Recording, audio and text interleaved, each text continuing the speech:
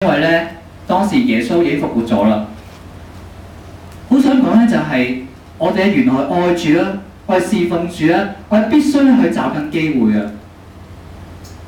弟兄姊妹，今日你係作為大學生嘅身份，時間咧就係、人生階段裏面最寶貴資產。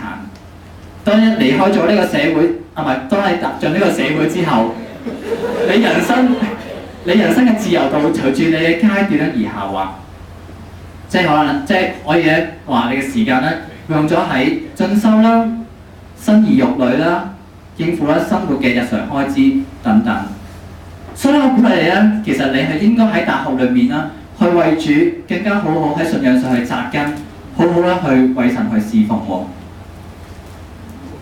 當個人咧好似瑪利亞一樣去找緊機會，去甘心擺上，有咩結果咧？我一齊讀下第9節啊！準備起。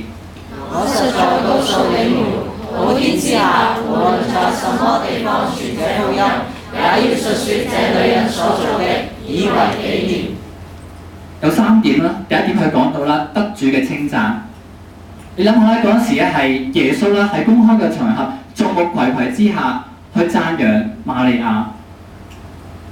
當你有一日有機會可以喺眾目睽睽公開場合機會底下，俾中國國家主席去高度讚賞你，你喺心裏面當然覺得好光榮啦，而且咧得到身邊眾人嘅譁然，傳媒咧爭相嘅採訪。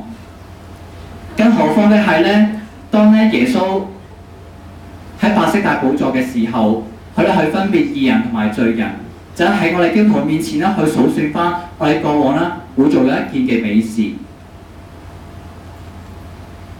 第2點咧就係留下甘心獻上嘅榜樣。第9節佢講到話：我實在告訴你們，普天之下，無論在什麼地方傳這福音，也有述説這女人所做的，以為紀念。就係講到啦，佢紀念瑪利亞嗰份啦，甘心嘅獻上，愛得啦，身邊人覺得譁然，愛到啦，身邊人都覺得浪費。唔單止佢影響力咧，佢影響嗰時世代。影響緊咧今時今日喎。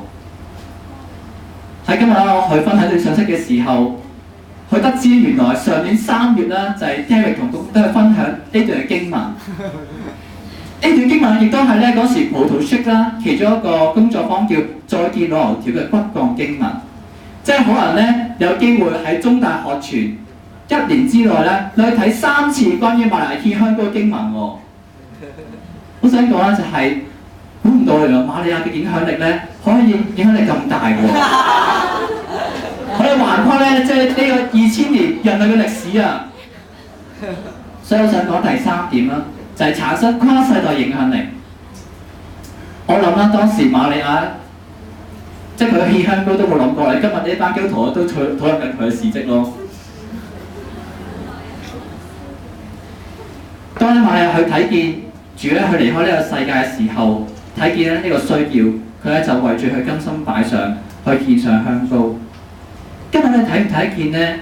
耶穌喺中大嘅需要咧？中大係一個廣大嘅禾場，要收嘅莊稼多，但係作工嘅人少。你願唔願好似仿效啦瑪利亞一樣咧，去為住咁樣甘心擺上，去咧委身於大使命當中咧？今晚我想作出一個邀請啦，係邀請你喺下個學年度去成為一個倍增嘅門徒。意思咧就係喺中大咧裏邊咧去拯救人嘅靈魂，去造就別人嘅生命，去差遣一啲人啦去收取主嘅莊稼。1至1年嘅計劃咧就係叫做 Multiplying Discipleship Training Scheme， 係啦，即係中文叫做倍增門徒訓練計劃，係啦。咁詳情咧就喺之後會分享啦。我哋必須咧好學似咧去，好似瑪利亞一樣，去打破玉瓶啦，即係剩翻你未來咧寶貴嘅大學1至3年嘅時間咧，去為住佢甘心擺上啊！弟兄姊妹啊，我哋必須咧去找緊機會。可能你會諗啦，即係其實哇咁樣，如果我 join 個 core，即係參加 METS 之後，哇豈不是我要用好多時間去出隊傳福音啊，去神討會啊，嚟 CD 啊，去出席訓練啊，或者去造就個嘅生命。哇！幾多時用好多時間，可能你覺得浪費啦，但其實唔係咯。你諗翻起主咧點樣去讚賞瑪利亞喎？他所做的是一件美事，唔係 good 啊，係 beautiful 啊，係美麗嘅事情啊。當你願意咧去甘心為主擺上，就好似咧即係今晚 CD 嘅嘅主題 Life Influences Life， 生命影響生命。神咧會使用你嘅生命咧去祝福咧去中大嘅校園。就係頭先佢講到，我哋甘願擺上嘅時候，神咧我哋得着主嘅讚佢啦，我哋都會咧得到咧去成為生命嘅榜樣，亦都咧去產生跨世代影響力。